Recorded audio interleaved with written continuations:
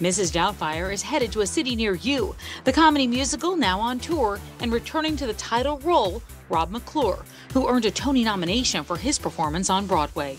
Let's check back in with Paul Wontorek.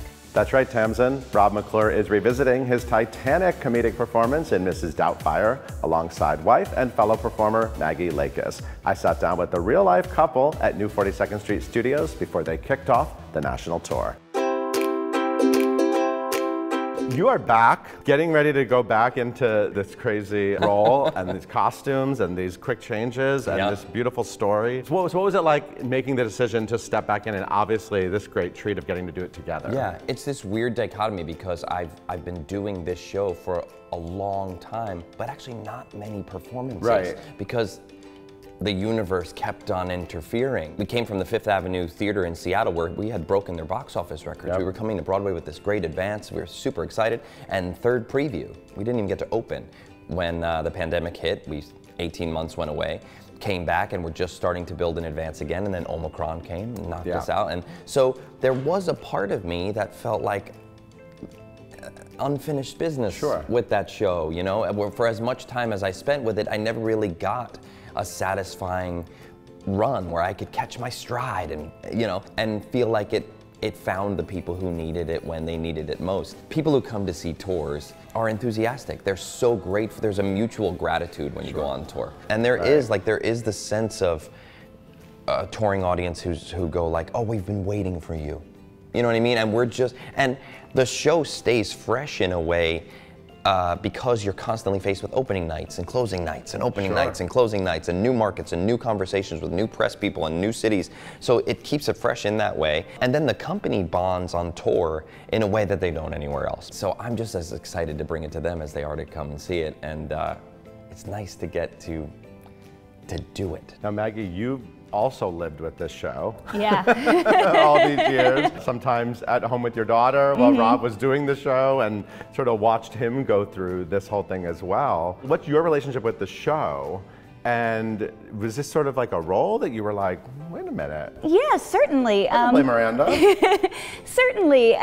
There is like an oddness that they are, you know, a couple, you meet them and they're divorcing. Right, but so it's a great role. It's a great show. And my relationship with it is I saw it change so much. Yeah. Once the pandemic happened, I was actually very separate from it because it was all about keeping him healthy. The bubble, you know, so I never was backstage, you know, Sadie never was backstage, so I didn't really I got to know some of the cast in Seattle, but I didn't really get to feel really a part of it during the pandemic, and even getting to see it as much when it was in New York, because you had to be careful about finding a babysitter who, you know, it was a stressful time to be in live theater, you know. But it also, it's so interesting. Yesterday was the first time in rehearsal I put on the mask. And I put on the mask and Maggie came walking up to me. I was like, whoa. And I was like, what? I've done this for how many years? And she was like, I never came backstage. I've never seen this up close. Yeah, I've seen pictures and videos that he'd showed me. Because she couldn't come backstage. You have been on the road together before. Yes. You did something rotten on the road. And Avenue Q. This will be our third. But this time, there is a third member of your family, Sadie, who's about to be 5. Yeah. So what does this mean? What are the logistics here? And what was the decision like? And just tell me how this is all going to work. Yeah, we're still learning what this means and what the logistics will be. But we had like wonderful advice during Something Rotten. Autumn Hurlburt toured with us, and she had her son Lincoln. And our friends Sebastian Arcelus and Steph Block just toured in Into the Woods with their daughter. So we had a lot of people we could reach out and ask for advice. And luckily, Sadie will turn 5 in December, which means she doesn't start kindergarten this September. She starts it the following September. So we could go on this big family adventure. Perfect year to go on an adventure. And be done right before she starts school. So it wasn't like we would have to pull her out of school and figure out, you know, homeschooling or whatever. She can just go and have an adventure and then start school when we get back. And I think one of the big decisions is when Kevin McCullum approached us about this was that she could feel welcome at the theater, because she had to be so separate during the pandemic, because she couldn't get sick because he couldn't get sick. So she, you know, couldn't really go and do go back to daycare when most of the kids were going back. So we, you know, it was really important to us that she feel like a part of a community and a company.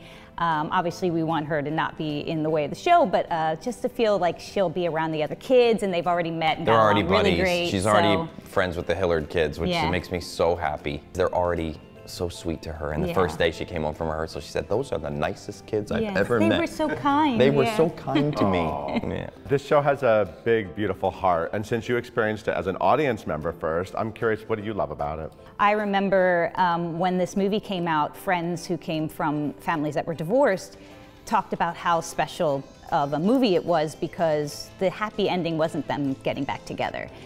Because for so long, that's what it was. The happy ending is the parents separate, like Parent Trap, and you get them back together. But this wasn't about that, and this is a different happy ending, and finding, like, building a new family, and what does family mean. And what's wonderful about it is that even though they stay on their separate paths, there's still love and respect. Joy. And, and that there's happiness for everyone at the end of the play without it being that, and they get back together. Right. You know? Anytime a movie becomes a musical, there's a huge swath of people who go, why? And they're right, there needs to be a reason, right? But I have like over 220 letters from children to adults to grandparents who are all answering the question of why Mrs. Doubtfire should be a musical. Do you know in the movie, Mrs. Doubtfire reads a letter from a girl named Katie who's going through divorce. The musical has a similar moment, although the monologue has been expanded to include all definitions of family for the world right now, which I love. And as we were closing on Broadway, I read this to the company because I got this on Instagram. Hi, my name is Katie, and I was at Mrs. Doubtfire tonight, and I just need to share something with you. See, at the end of the show, you read a fake message from a young girl named Katie. Funny coincidence, but it didn't stop there. A little over a year ago, my dad left and my parents separated. I'm not a kid, but it hurts just as bad. For months, I questioned if he ever really cared for me or what family even meant. I saw the show tonight as my first Broadway show ever. And I don't know how or why things happen the way they do, but I need you to know that tonight the Katie you were talking to was me, and it meant the world to hear that I was gonna be all right. From the bottom of my heart, thank you, Mrs. Doubtfire. Mrs. Doubtfire means a lot to a lot of people, and if we can make it mean more to new audiences, I think it's a worthy mission to take on tour.